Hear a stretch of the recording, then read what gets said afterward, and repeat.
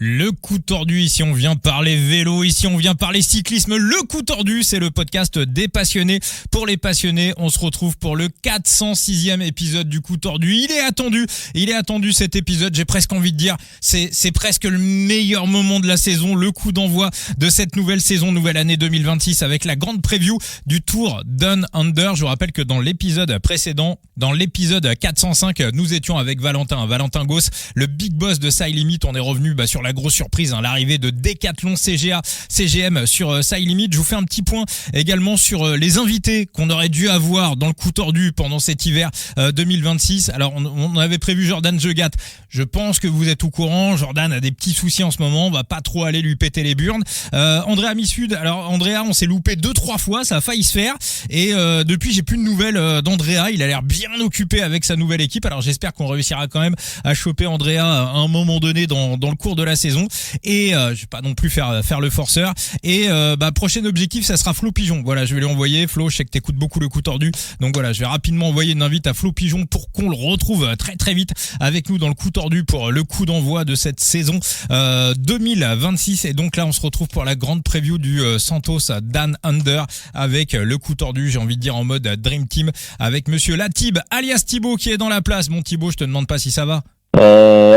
Pourquoi ça irait pas? La saison vélo recommence et en plus recommence avec une course où Tadej Pogačar voulait la faire, mais finalement ne la fera pas et décalera sa saison bien plus tard. Donc ne parlons plus de lui. Pour le moment, on est tranquille jusqu'au Stradé. Oui, et puis sur l'actualité vélo, on va parler d'un truc où Tadej Pogačar ne sera pas, et ça va peut-être te plaire. Également Thibaut est dans la place quand je vous dis le coup tordu en mode Dream Team. Monsieur Enzo, alias Phoenix, pour cette première preview de la saison. Comment il va, Enzo? Écoute, ça va très bien. Pas malade cette fois-ci, donc ça c'est plutôt cool. Et hâte que ça commence. Hein. Ouais, on est pressé. Est-ce que c'est pas le meilleur moment de la saison, les gars? Alors, je suis pas sûr. Hein. Non, en vrai non. Ouais, c'est le meilleur moment du mois de janvier. C'est le meilleur moment du mois de janvier. Voilà. Ouais. Pour Thibaut, c'est Paris Tour et pour Enzo, c'est le Giro. Bon, mais voilà, c'est vrai que ça fait super plaisir de se retrouver tous ensemble et vous tous à l'écoute du coup tordu, le coup tordu sur toutes les plateformes de podcast, Deezer, Apple Podcast, Spotify et également sur la chaîne YouTube du coup tordu. On va débuter juste avant la preview avec une actualité vélo. Vous m'avez envoyé les visuels tout à l'heure dans le cours d'après-midi sur notre groupe privé sur X, sur Twitter. Thibaut, tu vas nous en parler. Qu'est-ce que c'est que ce truc qu'ils nous ont déniché pour l'UAE Tour? Un monstre. Un monstre à 2 chiffres. Je pense que dans leur tête, ils se sont dit et si on offrait la victoire plus facilement à Jonas Vingegaard? Moi je lui mettrais quand même un petit mec parce que les Emiratis offrir la victoire à Jonas Vingegaard, je suis pas sûr. Enzo, décris-nous un petit peu cette nouvelle ascension. Donc habituellement sur le AE Tour on a Jebel Al-Feth, on a Jebel Jaïs, mais là va y avoir de la nouveauté, de la grosse nouveauté. Ouais, l'info est sortie ce matin, donc pas de Jebel Jaïs cette année. Jebel Jaïs, c'est le col de 20 bornes, le billard où ils arrivent au sprint et qui a honnêtement un intérêt cycliste proche de zéro. Là, par contre, ça va être différent. T'as un col qui est en 2 parties. Première, pas trop compliquée, légère descente. Et après, je crois que t'as 6 km 7 à 12% de moyenne. Les 6 derniers kilomètres à 12% de moyenne. Donc, c'est une autoroute. La route est en bel état. Mais ça grimpe fort, quoi. Donc, ça grimpe fort. Il y a beaucoup de relances aussi. Hein. Ouais, pas mal de virages. Donc, ça va être rigolo. Beaucoup plus dur que Jebel Afid qui fait déjà de beaux écarts entre les favoris, mais là c'est presque 7 km à 12%, c'est pour du pur grimpeur et honnêtement je pense qu'ils avaient décidé de faire ça, de mettre ça avant de savoir que Vingegaard venait. Non mais oui. Et puis si on en revient, on peut voir déjà des images.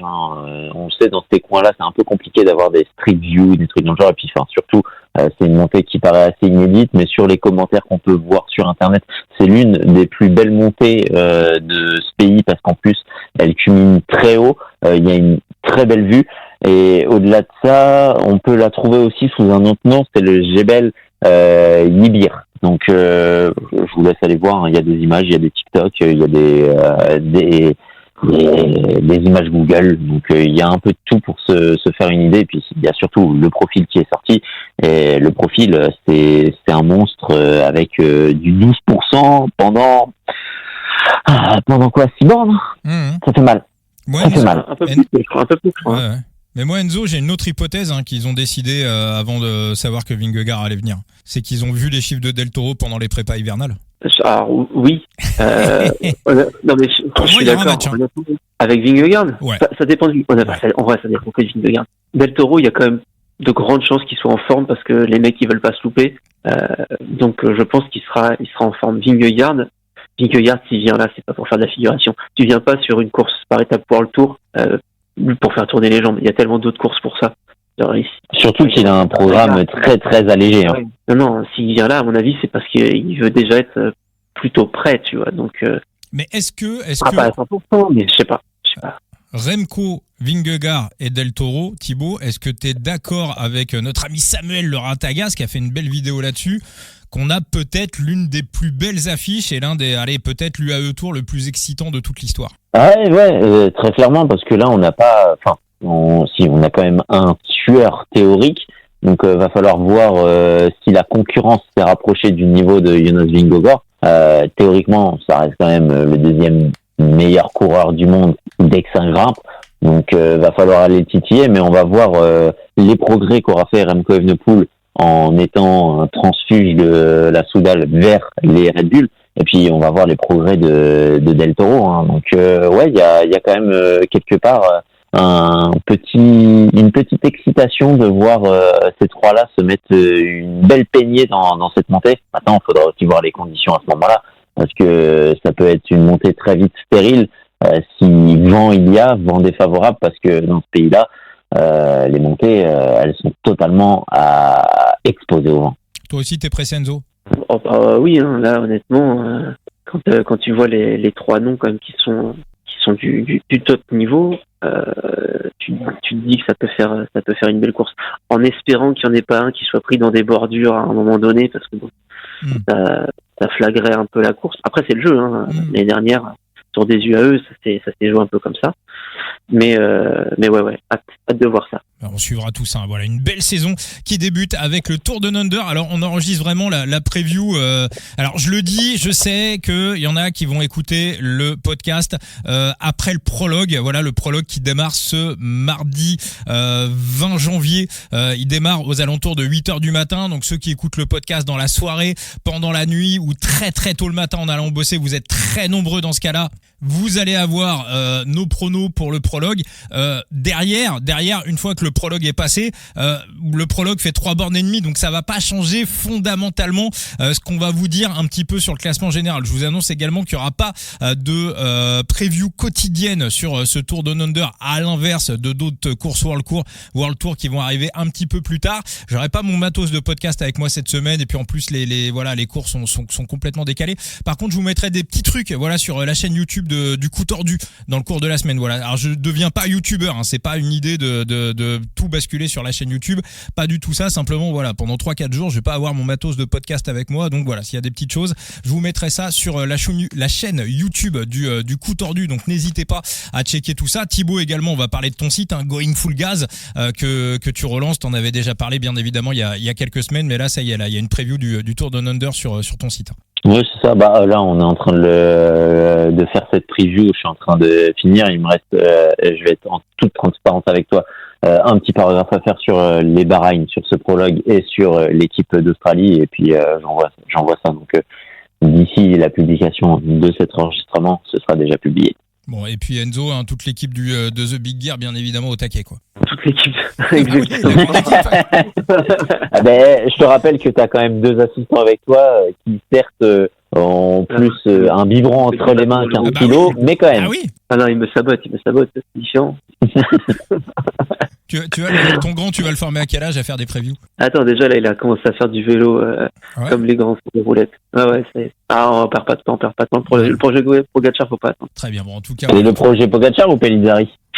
On va voir. On va surveiller le projet. Donc The Big Gear, bien évidemment, le site d'Enzo pour retrouver toutes les previews. Et donc on y va. Thibaut, je te laisse la main pour le parcours, pour les grandes lignes de ce Tour Down Under 2026. Tu voulais pas plutôt les laisser à Enzo? Allez Enzo, comme tu veux. Allez, attends. on y va, Enzo. Je prends l'article et voilà. Il a sorti un bel article, autant le vendre. Allez, c'est parti. Du coup, cette année, retour du prologue, comme en 2023. C'est Bettiol qui avait gagné. Je sais pas si vous vous souvenez, mais en gros, il avait plu pour tout le monde sauf pour lui, quasiment. Je me rappelle. Du coup, il était arrivé pas du tout affûté. Et je pense qu'il s'attendait pas du tout à gagner la course, à gagner le prologue. Bref. Donc là, ça se passe à Adélaïde. 3 km 6, donc ça va aller très vite. Hein. On est sur 4 minutes d'effort, à peine plus. Relativement plat. Une grosse ligne droite pour commencer et après quelques virages, donc quelques petites relances. Et sur vélo traditionnel. Donc les spécialistes du chrono auront pas forcément un avantage. On partira peut-être plus sur des sprinters punchers et spécialistes de la poursuite individuelle, je dirais. Si tu veux avoir un petit indice des quelques favoris qu'on pourra citer après. Moi, je t'aurais plus dit sprinter, pistard et Zwifter. Vergalito. Je ne dis rien. On va en parler plus tard. Après, on a l'étape de Tanunda, donc ça, celle-là, c'est un classique qui en général, malgré les quelques ascensions, finit au sprint. Donc, il n'y a pas de raison que ça change cette année. Après, la troisième étape, là, on a un petit truc un peu difficile. On a le retour de l'ascension de Corkscrew Road, qui est à 2 km 4 à 9% de moyenne. Les dernières fois où il l'avait emprunté, au sommet, il prenait à gauche et redescendait directement vers l'arrivée. Là, en prenant à droite, ça va pas redescendre tout de suite et tu te retrouves toujours sur un terrain un peu vallonné à 13 km de l'arrivée. Donc, je suis pas sûr que ça permette un vrai regroupement si ça pète dans la côte. Mais en tout cas, ce sera un premier test pour les favoris où il faudra répondre présent. Surtout que on sait que le Tour d'un Under, c'est vraiment une épreuve qui se joue à coup de poignées de secondes et parfois même de bonification. Donc laisser partir du temps ici, ça pourrait être très pénalisant. Quatrième étape, on n'a aucune grosse difficulté. Il faudra faire attention au kilomètre à 7%, placé à 3 km de l'arrivée, où les punchers vont essayer de faire dérailler les trains des sprinters. Donc il faudra être bien positionné. Ça me semble un peu court pour tous les faire péter, surtout que tu as des mecs comme Brennan qui sont là et qui passent plutôt bien les bosses. Mais on pourrait se retrouver avec des équipes de sprinters qui auront du mal à se mettre en place et ça pourrait donner un final un peu décousu. Donc à voir.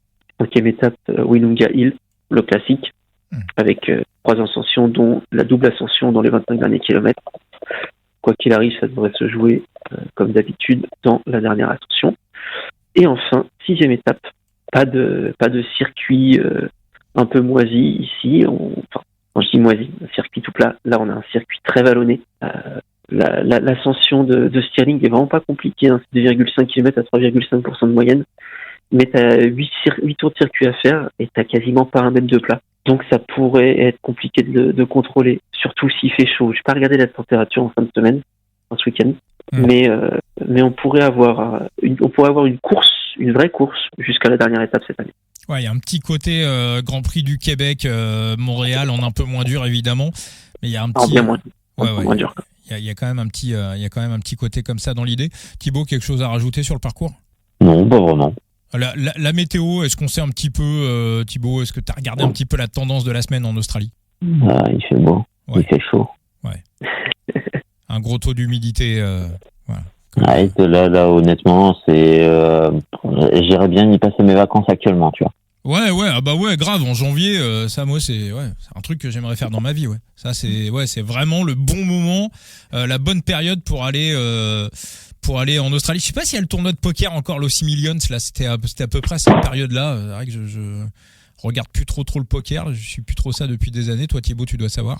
Beau tournoi. Alors là, tu me poses une colle là. D'accord, ok, je sais que c'était vraiment le tournoi légendaire et puis il y a le tennis évidemment. Enfin voilà, ouais, c'est vrai que c'est vraiment la bonne période pour aller faire un petit tour en Australie. On va débuter avec les électrons libres, un petit peu chers aux joueurs de Side Limit.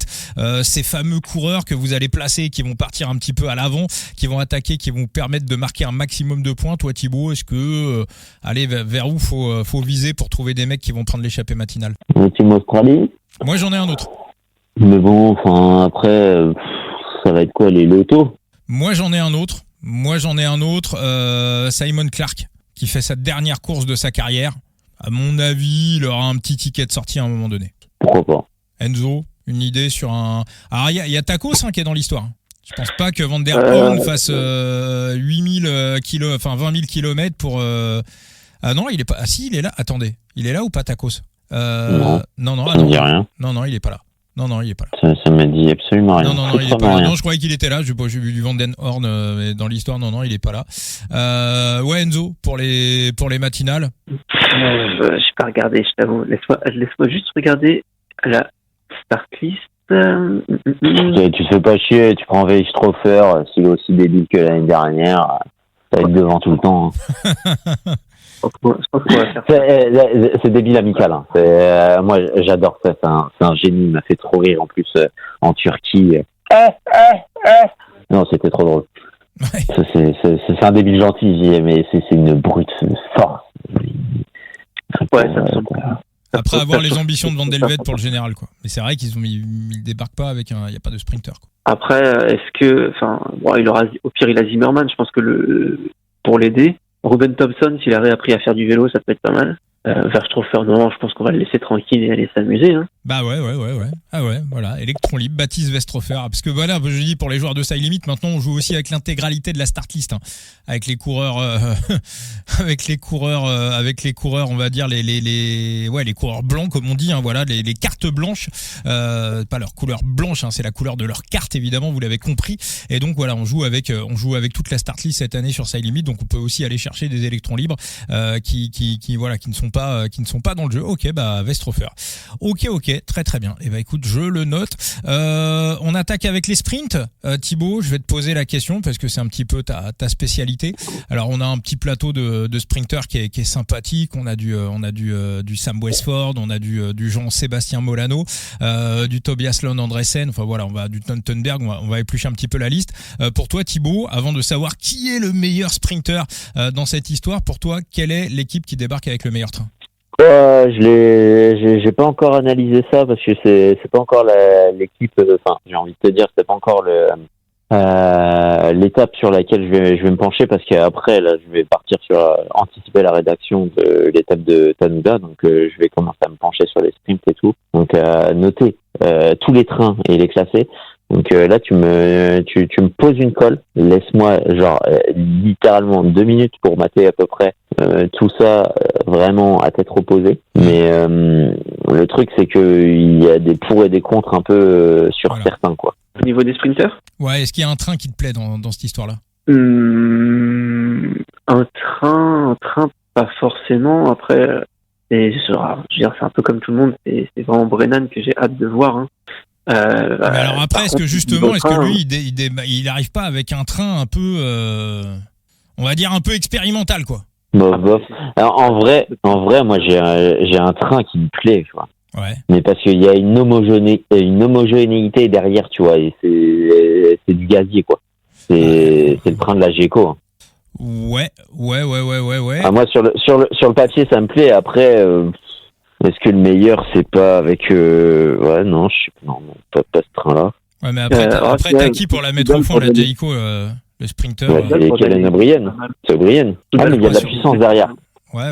Il y a que du gazier, hein. C'est pour mettre en ligne et avoir 4-5 hommes, c'est potentiellement le train le plus fortement composé, on va dire. Parce qu'il y a du gazier. T'allais dire, Enzo? Non, je disais, sinon, Soudal. Ouais. Soudal, c'est pas dégueu. C'est pas dégueu. Ça roule bien, il a Casper. Soudal et Decathlon.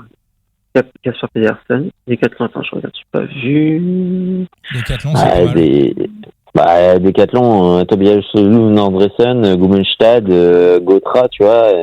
Puis derrière, t'as quand même Callum Scottson et des mecs comme Antoine Lotte pour te mettre le manche, tu vois. Ouais, puis surtout qu'en plus on a appris que Coy va être indisponible une partie du printemps parce qu'il a un virus. Donc Andresen va avoir un coup à prendre dans les semaines et dans les mois qui viennent. Après on le savait. On savait déjà qu'il y aurait deux sprinters dans l'équipe, 2 pôles sprint, un pôle sprint de Coy et un pôle sprint de Tobias Lund Andresen, et on savait que Gummenstad serait assigné au rôle de poisson pilote. Donc voilà, Andresen, là, il a un vrai coup à jouer. T'allais dire un truc, Enzo? Non. J'étais en train de regarder un peu les autres équipes, ce qu'il y avait. Bah moi c'est NSN, va falloir quand même un petit peu voir comment ça s'organise parce qu'on débarque avec Stewart, Strong, Vernon, qui sont 3 mecs qui ont alors Strong, qualité un peu différente de Vernon évidemment, Vernon qui est plus quoique Vernon est aussi un mec qui jumpe bien quand il est en forme, et Jake Stewart qui est aussi un mec qui jumpe bien quand il est en forme. Donc on se retrouve finalement avec 3 mecs qui ont un profil qui est pas Strong peut-être un peu plus puncher sprinter et les autres un peu plus sprinter puncher, enfin ça dépend des semaines comme nous le disait Yanis Ouazar, mais voilà, et autour on a Brady Gilmore, Nick Schultz, Clark qui fait sa dernière course, bon George Bennett on va le mettre un peu de côté, moi je trouve que c'est pas dégueulasse. Non, c'est pas dégueulasse. Maintenant il y a une question que je me pose sur Ethan Vernon et sur un autre ça reste 2 favoris de ce prologue, et si on en vient potentiellement, on va bifurquer sur la preview de ce prologue, c'est leur départ tôt, et je vais m'expliquer pourquoi. Demain, cette nuit, en fin de nuit plutôt, puisque là ce sera retransmis entre 9h et 11h. Tiens d'ailleurs c'est diffusé où? Je sais même pas. 8h30. T'as dit, Enzo? Non, je crois que c'est 8h30 demain parce qu'ils partent à 18h heure locale. Ouais, c'est à peu près ça. Mais on sait s'il y a une chaîne, il y a quelqu'un qui diffuse tout ça? Ce serait pas sur HBO, mais sans commentaire, tu vois. Ouais, c'est possible. L'année dernière, c'était comme ça, non? Non, ouais. les dernières années, c'était la chaîne L'Équipe. Il y a 3 ans, il y avait il y a 2 ans. Il y a 3 ans, il y avait eu un scandale parce qu'ils avaient décidé de la diffuser en différé. Quel est le mec qui regarde du sport en différé en France? L'année dernière, moi je me rappelle de Claire Bricogne qui était toute seule avec sa thermos de café, qui s'en était très bien sortie d'ailleurs, qui avait commandé toute seule. Je sais plus si c'était l'année dernière ou l'année d'avant. Et il me semble que Miskina il lui a mis quelqu'un avec elle l'année dernière. Je suis pas sûr, mais il me semble. Ouais, t'avais sur l'équipe, ouais, c'est vrai. Toute seule, elle s'en était très bien tirée. Franchement, c'est pas simple. Eurosport 8h20 demain matin. Ah, voilà. Eurosport, mais sans commentaire, j'imagine. Il n'y a pas écrit. D'accord. Tu n'y as pas, donc je peux pas te dire. Mais dans tous les cas, si on en revient là-dessus, moi c'est le point météo qui me titille, parce que on a un chrono avec un vent qui viendra du sud, donc tantôt il sera un peu de côté, tantôt de face, mais allez, on va dire sur les 4/5e du circuit, ce sera soit de côté, soit de face. Donc assez défavorable, et on a une puissance qui est annoncée du côté de Manu Winstock de presque 34 pour 18h et qui va baisser à 29. Donc si tu as 4/5e du circuit qui a tendance défavorable, le fait que ça baisse en intensité, ça va potentiellement favoriser plus les derniers partants. Et c'est pour ça que quand je vois les ordres de départ et que je vois quand même une majorité de noms assez favoris sur la fin, je me dis des mecs comme Sam Watson, Ethan Vernon, je m'interroge sur le fait qu'ils partent en premier. On a ouais, Enzo. Non, je suis d'accord. Alors après, j'ai la force du vent un peu moins forte. C'est les rafales que tu annonces ou la force moyenne? Non, c'est la force moyenne. Les rafales, je les ai à 50. Parce que j'avais regardé sur le site de la météo australienne, j'avais vu entre 23 et 18. Mais dans l'idée, c'est pareil que toi, même provenance du vent et même baisse. Et en plus, j'ajouterais à ça que les premiers partants vont se taper quasiment 30 degrés et les derniers partants, ça tombera sous les 25. Ah, c'est important ça. Même donc, si c'est que 3 km, c'est important. Ouais. Que ce soit le vent ou la température, il y a tout qui pointe vers les derniers partants. On la trouve où? Elle est sur Pro Cycling Stats, là, l'ordre de départ, là, j'ai pas... Ouais, tu vas sur la course et il y a écrit Start Order. Alors, attends, la Live Stat, tu m'as dit Start? Ah ouais, Start Order, ouais. Ah ouais, Michael Gogol qui, d'accord, qui démarre le... Ok. Et ça se termine avec J-Vine. Ouais. Aussi, ouais, tu regardes, pareil, je regardais, j'ai cherché longtemps Sam Watson. Alors, comme tout le monde, je l'avais plutôt en tête comme favori. Je vois qu'il part à 18h10, j'ai fait, allez, bon courage mon grand, parce que c'est compliqué là. Ouais, c'est ça, je me pose l'interrogation. Est-ce que c'est un coup de poker en se disant que, est-ce que c'est simplement parce qu'on veut se détacher de toute pression et on y va, ou est-ce que c'est vraiment parce que, bon, on a peut-être beaucoup moins d'ambition sur sur ce type de prologue, mais qui dit moins d'ambition là, est-ce que ça On aura où? ça enlève des ambitions sur le sprint, ou est-ce qu'on veut totalement focus sur les sprints, tu vois, pour ces deux coureurs, que ce soit Sam Watson comme Ethan Vernon. Après, c'est vrai que Watson, selon on va dire qu'il va être totalement en capacité de limiter la perte de temps, même s'il n'a pas les meilleures conditions. Et après, au jeu de bonification sur le sprint, il peut récupérer le maillot de leader. Mais je sais pas, honnêtement, sur 4 km, sur même pas 4 km, est-ce que c'est un effort que tu payes le lendemain? Moi, je pense pas, tu vois. Non. C'est trop court. Non, les mecs je sais pas, je comprends pas. Van Etvelt, je pensais qu'il allait jouer le général, peut-être qu'il le joue, qu'il part à 18h05. Honnêtement, c'est du temps de foutu en l'air pour rien, là. C'est vraiment, je comprends pas la logique. Quand je vois que c'est Matthew Fox qui va être le dernier à s'élancer pour la loto. Alors, alors, ils ont peut-être des météorologues locaux qui disent un peu l'inverse de ce qu'on peut avoir ici. Hein. C'est vrai. Honnêtement, je suis sur le site. Enfin, je suis allé voir sur le site de la officiel de l'Institut de météo australien. Donc, et j'ai recroisé les infos sur Epic Ride Weather et sur MyWindsock. Et à part la vitesse du vent, tout concorde. Donc, je sais pas où leurs infos ils les auraient trouvées. Ça me semble assez étrange. Bon, enfin bref. Bon, on va y aller tout de suite, hein, vu que vous avez bifurqué sur le prologue, hein, donc 3,6 km et plutôt un avantage pour les derniers partants. Bah, Thibaut, on va t'écouter.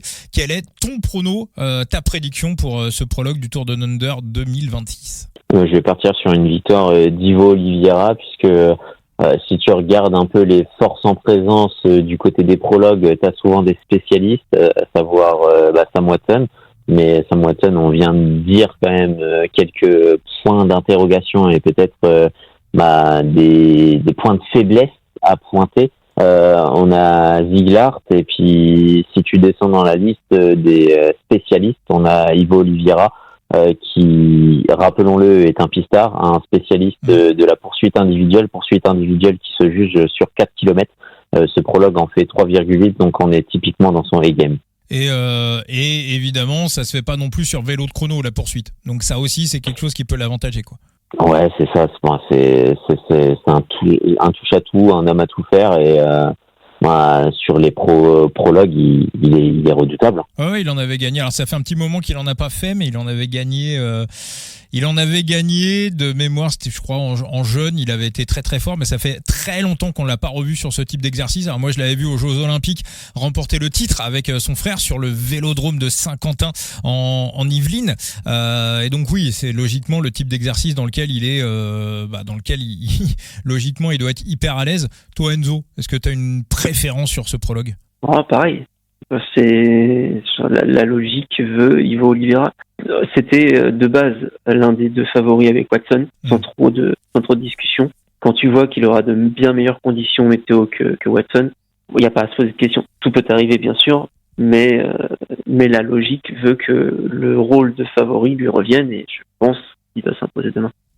Alors voilà, je le dis, hein.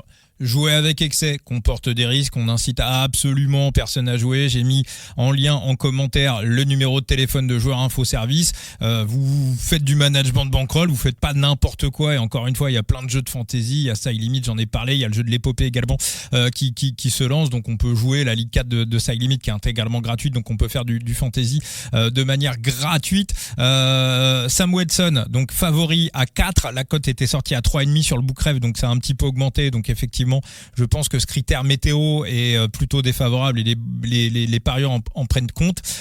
Et Ivo Oliveira est deuxième favori à 5, donc peut-être petite value sur Ivo Oliveira. Après, Vernon, il part où, Vernon, Thibaut? Vernon, il part, je sais pas, je crois 18h16 ou 18h19, un truc dans le genre. Ouais, il est dans 5 minutes après Watson. Il part tôt. 5 minutes après Watson. D'accord. Voilà. Alors on a Gisler qui est plutôt dans les derniers partants, et Sam Welsford qui est aussi dans les premiers partants. Donc je dirais parmi les favoris, ceux qui sont plutôt, on va dire, bien placés, Oliveira, Vernon, enfin qui partent dans les derniers.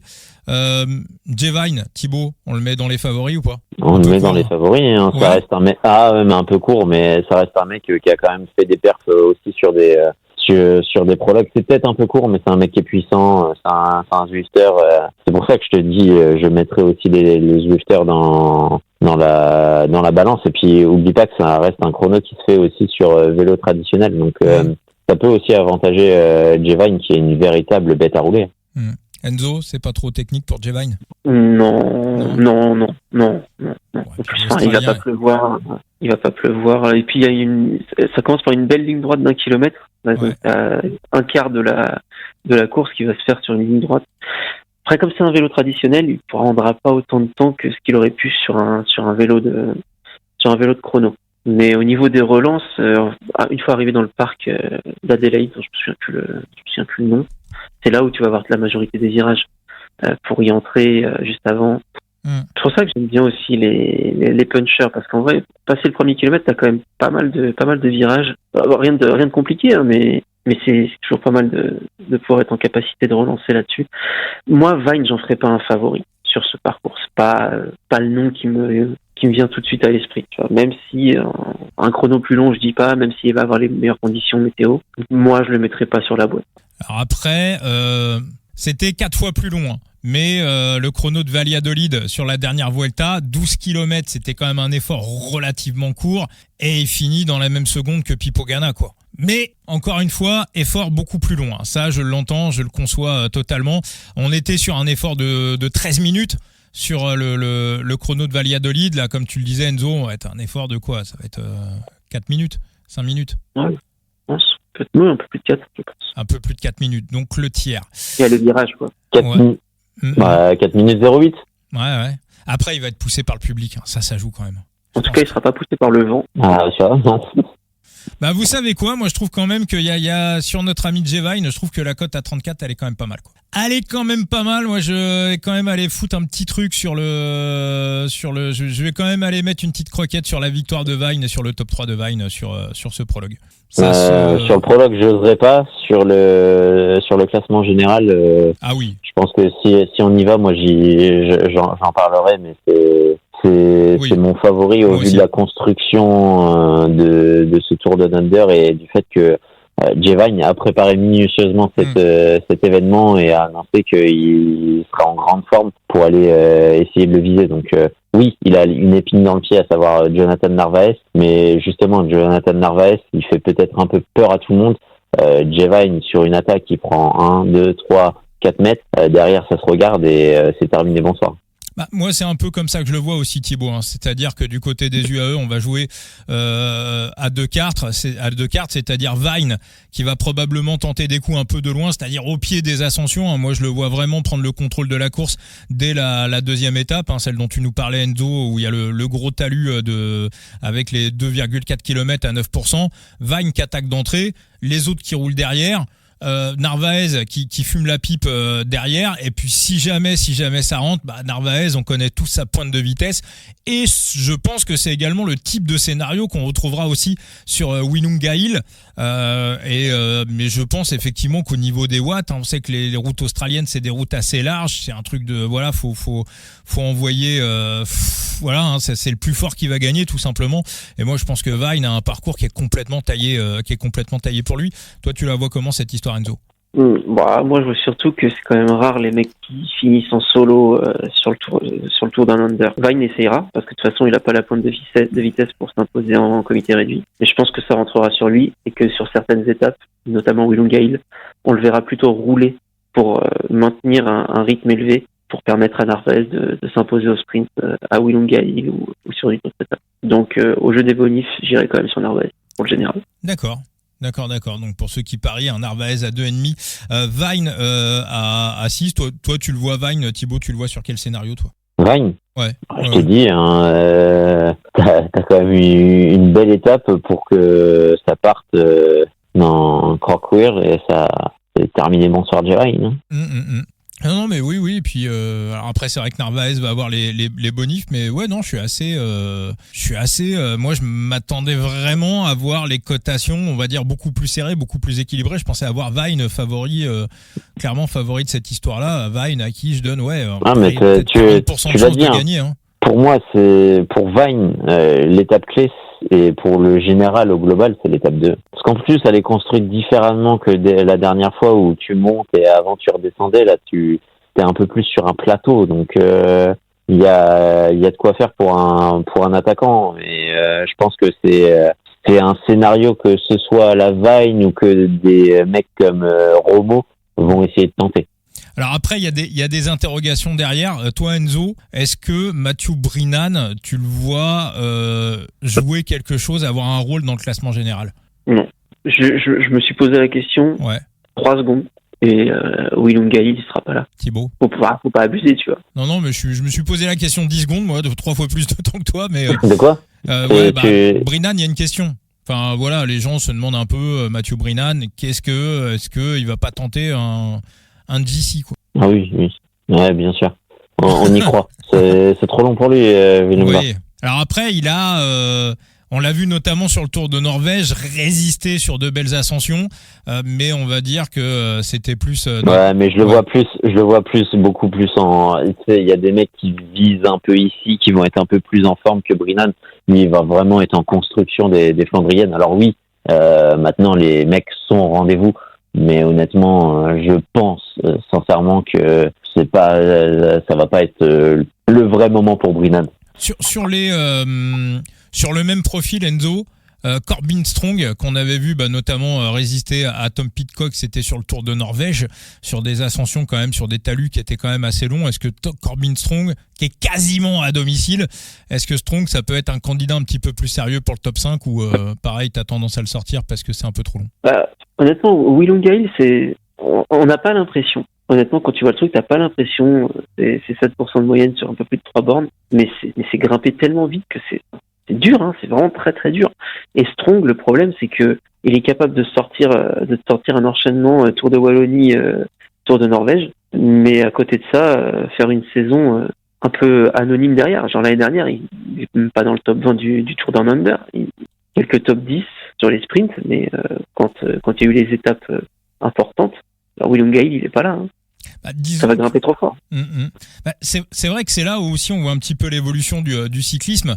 On voyait dans les années 2010 un mec comme Daryl Impey qui est vraiment profilé un peu Brennan, Corbin Strong dans l'idée, hein, bien évidemment dans l'idée, qui se jouait les classements généraux. Il était très souvent deuxième derrière Richie Porte et on avait un peu un duel sur Willem Gaïl entre, on va dire, Richie Porte qui était plutôt un puncher grimpeur et Daryl Impey qui était plutôt un puncher, sprinter, un peu plus dans le profil. Mais pourquoi ? Parce que les courses s'emballaient, on va dire, beaucoup plus tard que maintenant.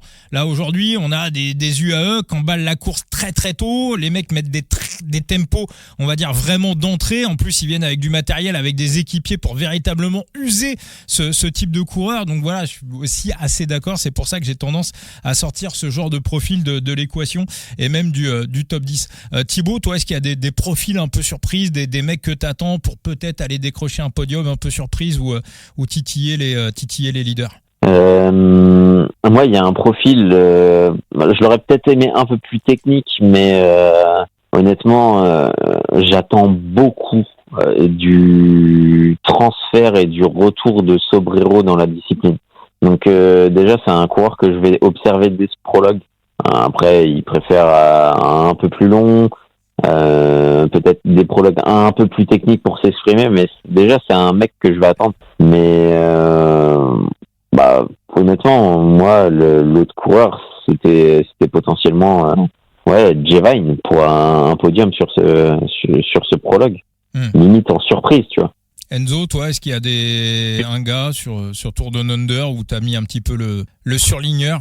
Alors je me posais aussi la question. Ensuite, c'est marrant, c'est une des questions que je voulais poser à Thibaut parce que je sais qu'il aime bien Sobrero, qui change d'équipe. Trek, ça a bossé les chronos l'année dernière, hein, ça s'est vu.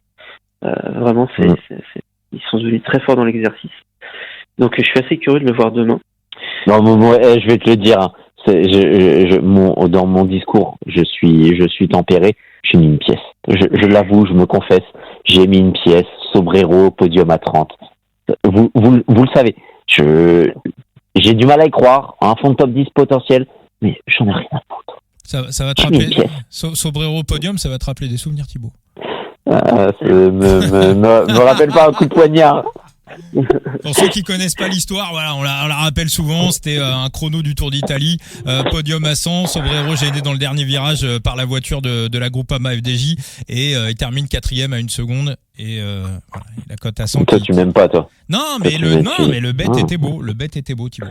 Ah oui, l'idée était belle. Le déroulé beaucoup moins, mais bon, qu'est-ce que tu veux, ça c'est la malédiction. Pour demain, un petit nom sorti un peu pas de nulle part, mais presque. Alors pas pour un podium parce que je pense que c'est trop compliqué. Mais pour Max Walker pour un top 10. Non, Callum Thornley, le néo-pro de la Red Bull, qui vient de monter des U23. Ouais, j'ai vu une petite hype sur lui là, mais du mal à y croire. Moi j'en ai un aussi, les gars. Alors là, peut-être pas pour gagner, pas pour le prologue, mais pour le classement général. Là, Enzo, alors là, tu viens de me faire la lumière là, et je pense que si je vois un bet top 10 classement général, j'irais le petit Exteberia, qui a été transféré des Carn Pharma à la Red Bull. Je sais pas si vous avez vu son milieu de saison, il était quand même assez monstrueux. Ouais, mais le problème, c'est regarde son équipe, la Red Bull. Enfin, honnêtement, ça va être du tout pour Fisher Black. Hein. Non, mais quitte à tenter un truc, tu vois, si t'as des top, non, mais si t'as des top 10 du général, tu vois, je vais faire une dédicace à Bastos. T'as quand même Andrea Raccani des Soudal qui est annoncé comme co-leader et qui vise le général, tu vois. Donc si tu veux aller chercher un top 10, pourquoi pas, en sachant que sa victoire est à 1500. Après, faut que les top 10 soient ouverts aussi. Hiver, quoi. Ouais. Mais il finit bien la saison dernière, il est jeune. Moi, en fait, mon point d'interrogation pour lui, c'est à quel point il peut minimiser la casse dans Vinunga Hill. Mais pour le reste, sur le reste des étapes, ça peut être un bon truc. Donc il peut potentiellement aller chercher un résultat. Un fond de top 10, je crois plus à une 12-14e place pour lui, tu vois. Mais bon. Si tu veux tenter un coup de poker, quand tu as ce genre d'annonce-là sur un mec qui a quand même bien fini la saison dernière, il y a peut-être un truc à faire. Enzo, t'en attends quelque chose de ce Andrea Raccani? Non, j'avais lu une interview de lui justement qui disait qu'il était leader sur le Tour d'un Under. Écoute, j'attends de voir, pourquoi pas. Bon, top 5, ça me semble quand même un peu trop présomptueux. Oui. Mais là, si tu parles en termes de coup de poker, tu vois, on parle quand même d'un mec qui a annoncé leader co-leader et qui est à 1500. Oui, non, mais là, on va dire ça vaut plus le coup qu'un mec qui va très certainement l'arbiner. Ça, c'est exactement évident. Sinon, si tu veux aller voir sur les leaders / co-leaders et rester chez les Italiens, t'as Zambanini à la Bahreïn aussi. Après, qui est en soutien de Buitrago, mais bon. En fait, le problème, c'est que les débuts de saison, tellement de noms possibles, tu sais pas qui est ensemble, tu sais pas. Donc, et puis, il y a quand même des noms, tu sais, qui sont en forme, quoi. Buitrago, je sais pas, tu regardes tous ses débuts de saison, il est tout le temps là, quoi. Buitrago, c'est podium, de toute façon. Archie et Richie sont d'accord. Les chats veulent donner leur pronostic. Non, il me réclame des croquettes, ce gros porc. Il a bouffé il y a 10 minutes et il m'en réclame encore. Alors si y a une je le dis, s'il y a une entreprise qui a envie de faire des collabs avec le coup tordu en cette année 2026, bien évidemment, on est ouvert à tous ceux qui tournent dans le sport, autour du sport. On pourra discuter avec grand plaisir.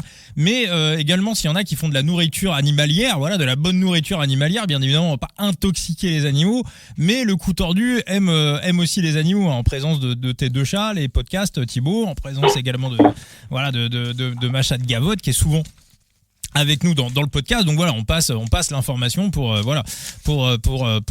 des collègues, pour des collabs voilà éventuels, vu que voilà les animaux sont également à l'écoute du coup tordu. Enzo, t'allais dire. D'ailleurs, j'en profite, si Friskies veut faire un partenariat, ce sera non, puisque ces croquettes sont bourrées de sel. Donc, si vous tenez à vos animaux et que vous voulez éviter qu'à 10 ans ou même à 8 ans, ils aient des calculs rénaux, évitez ces croquettes. D'accord. Bon, bah voilà, ça sera pas Friskies, ça sera de la nourriture pour animaux bio. Voilà, on prendra de la qualité. Enzo, rien à voir avec le classement général. Moi, il y en a un que j'attends beaucoup sur ce Tour Down Under, c'est notre ami Alberto Dainese. On sait qu'à la Soudal, il y a souvent, je reviens sur les sprinters, il y a souvent le bonus sprinter, c'est le bonus Soudal, c'est-à-dire les mecs sont moyens avant d'arriver à la Soudal, ils sont à la Soudal, ils sont transcendés, il y a une culture du sprint dans cette équipe, et dès qu'ils repartent, ils redisparaissent. Le dernier exemple en date, c'est un petit peu Fabio Jakobsen, mais des exemples, il y en a en pagaille. Alors, est-ce qu'on va avoir du grand Alberto Dainese du côté de la Soudal, au moins sur ce Tour Down Under? Mais moi, j'y crois tellement. Genre, ils ont même réussi à retransformer Ethan Hayter l'année dernière en coureur de contre-la-montre. Non, mais là, c'est sûr. Là, c'est sûr. Dainese, c'est top 2 mondial cette année. Ça va être incroyable. Non, peut-être pas. Mais je veux dire, là, s'il va claquer quelques top 3 sur ce Tour Down Under, voir s'il gagne une étape, ça sera pas mal. Oui, après... Non, le salaud, il a dit top 2, en sachant qu'il pense son top 1, Milan. C'est vrai. Après Milan, on n'a pas dit lequel. C'est peut-être le frangin qui a la Groupama FDJ. On n'a pas précisé. Ça doit être ça, ouais. Ça doit être lui. Ouais. Non, blague à part. Oui, non, mais c'est vrai que niveau sprinter, ils arrivent souvent à relancer les mecs à la quick step. Mais les trentenaires, là, il a que 27 ans. Je sais pas si ça va le faire. Ils avaient relancé Cavendish. Franchement, Cavendish, c'était un énorme défi, quoi. Enfin, on se rappelle pas de l'état dans lequel était Cavendish quand il est récupéré la dernière fois par le Fever. Il était en dépression complète. Il doit arrêter le vélo. Bah oui. Non, mais ouais. Non, mais c'est vrai que mais j'ai hâte de avec les sprinters, quoi, vraiment. Oui, avec les roues magiques de Cavendish. Ouais, pardon, je digresse. Non, mais il y a pas, tu vois, je veux dire les exemples. Enfin voilà, je parlais de Jakobsen, mais il y en a d'autres, vraiment des mecs qui on a encore, qui a vraiment, Matteo Trentin. À un moment donné, chez le Fever, ça a été un pur sprinter. Alors après, il a un peu évolué, je crois, sur une Vuelta, il en avait gagné 3 ou 4. Alors que c'est pas le mec qui a la pointe de vitesse de base. Voilà, il est rapide. Comme tu dis, Enzo, c'est un classic man qui va vite, Matteo Trentin. C'est pas un pur sprinter, quoi. Donc, ils arrivent vraiment à chaque fois à avoir cette culture, à bonifier les mecs. En tout cas, il aura Casper Pedersen dans le train, Pascal Einhorn, Fabio Van Den Bosch. Donc, moi, je trouve ça assez propre. Je suis pressé de voir Alberto. Moi, je pense qu'il y aura des petits top 3 qui partiront sur Alberto. Bon, écoutez, les gars, je pense qu'on s'est fait un bon petit tour de Under. Écoute, j'ai l'impression. Ouais, on va rappeler un petit peu les pronos des uns et des autres. Enzo, je t'écoute. Alors, à la fois pour le prologue et à la fois pour le classement général. Vainqueur, Oliveira. Pour le podium, honnêtement, je me suis pas encore arrêté. Je sors Sam Watson du podium, personnellement. Je sors du podium, je sais pas qui j'y mettrai, donc je vais pas m'aventurer. Donc voilà, juste victoire de Oliveira. Et pour le général, doublé UAE, Narvaez-Vine, Buitrago pour compléter le podium. D'ailleurs, je peux te poser une question, Vincent. Vas-y. Moi, je suis sur la prédiction. Je suis pas sur le pronostic et l'engagement de Paris. Je te laisse cette main-là. Je te pose une question. J-Vine face à Adam Yates au classement général à 1.5. Est-ce qu'on n'est pas sur un J-Vine top 10 remboursé s'il ne l'est pas? Ah oui. Non, ça c'est très très bon, ça. Je te pose la question en sachant que quand je te dis ça, c'est que on parle purement Paris agrémenté AMJ. Ah oui, c'est-à-dire que si en France. Ah non, mais Adam Yates, je pense pas que ça soit une course qui soit qu'il soit visé, etc. Hein. Mais non. Ouais. Non, je suis assez d'accord, ouais. Je suis assez d'accord. C'est ça revient. Ouais, ça revient en fait à J-Vine top 10 remboursé s'il l'est pas, quoi. Je vois pas comment il finit derrière Adam Yates. Ouais, non, c'est sûr. Ouais. J-Vine, un 50, ça va finir un 50 top 10, ouais. Oui, je suis assez, Je vois pas non plus comment il finit derrière, sauf s'il se casse la gueule. Mais bon, Adam Yates, je le vois pas non plus top 10 au classement général. C'est vrai que c'est un bon, c'est vrai que c'est un bon pic. Ça s'entend. Toi, Thibaut, tes pronos pour à la fois le prologue et le classement général. Classement général, victoire de J-Vine et classement du prologue, là, ça me fait mal. Putain, on termine une saison, ils ont quasiment 100 victoires. Et là, je t'annonce 2 trucs UAE. Oliveira pour le prologue et J-Vine pour le... Putain, heureusement qu'ils vont pas gagner les sprints. Moi, j'ai pas l'impression que, à regarder les interviews de Giannetti pendant l'hiver, j'ai pas l'impression que les mecs soient rassasiés. Donc ça, c'est. Non, mais de toute façon, c'est simple. Pour eux, ce qu'ils ont gagné, ils vont le défendre. Ce qu'ils n'ont pas gagné, ils vont vouloir le gagner. Bah donc, oui. Ouais.